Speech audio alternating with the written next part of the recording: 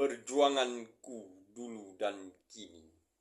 Karya Taib Luh Angin Muhammad Taib bin Sulaiman, penyair dari Sumatera.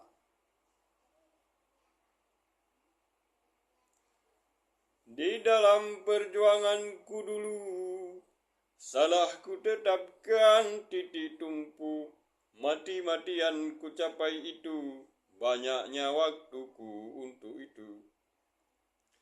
Tetapi setelah pencapaian, setelah salam pujian, bahagia pun tidak bertahan, cepatnya berubah perasaan.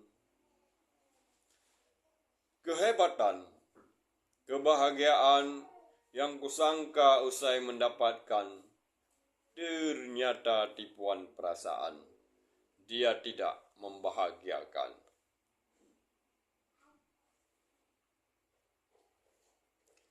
Hanya rasa syukur pada Tuhan, memakna seteguk air minum. Kini apapun yang kulakukan, titik tumpu itu ridha Tuhan. Setiap kegiatanku kini, ku hitung-hitung, ku sudi-sudi, apa untung untuk diri ini di dunia dan akhirat nanti. Banda Aceh, 4 Juni 2025, 8 Zulhijjah 1446 Hijriah.